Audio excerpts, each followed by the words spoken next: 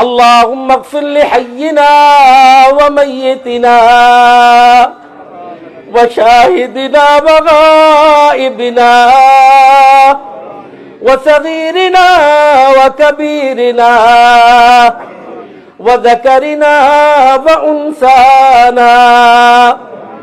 اللهم من أحييته منا فأحيه على الإسلام، ومن توفيته منا فتوفه على الإيمان. اللهم لا تحرمنا أجره ولا تضلنا بعده. اللهم لا تحرمنا أجره ولا تفتنا بعده.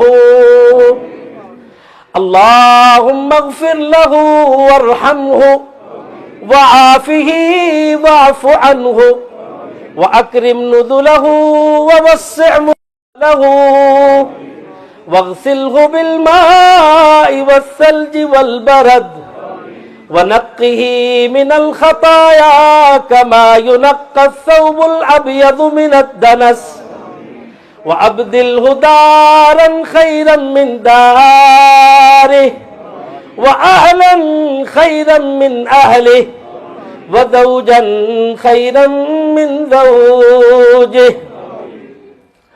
اللهم إن حافظ عبد الرحمن مكي في ذمتك وحبل جوارك. اللهم إن حافظ عبد الرحمن في ذمتك وحبل جوارك، فقه من فتنة القبر وعذاب النار، وأنت أهل الوفاء والحق.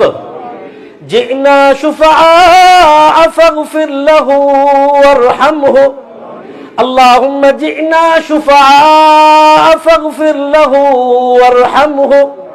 اللهم جئنا شفعاء فاغفر له وارحمه، إنك أنت الغفور الرحيم.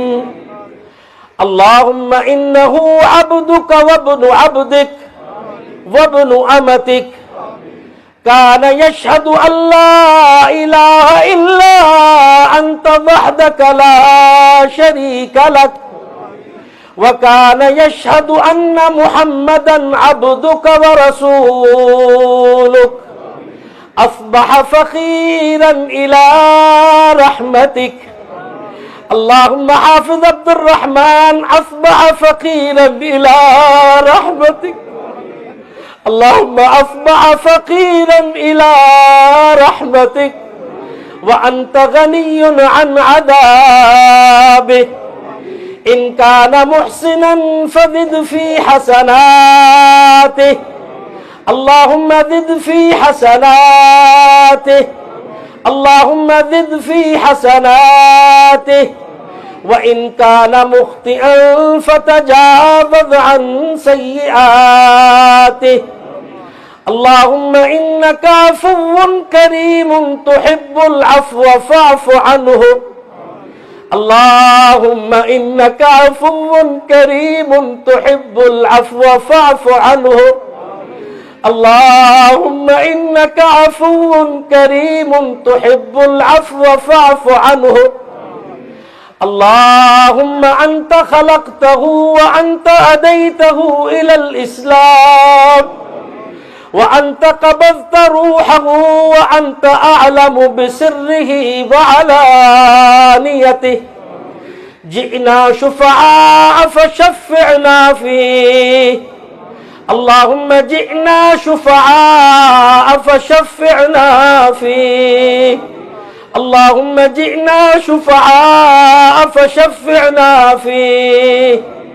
اللهم أدخله الجنة الفردوس، وأعذه من عذاب القبر ومن عذاب النار.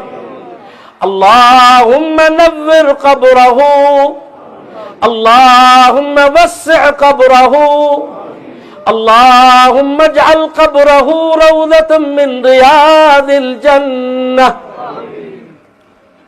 اللهم ألحق بالنبيين والصديقين والشهداء والصالحين وارفع درجته في المهديين واخلفه في عقبه في الغابرين واغفر لنا وله يا رب العالمين.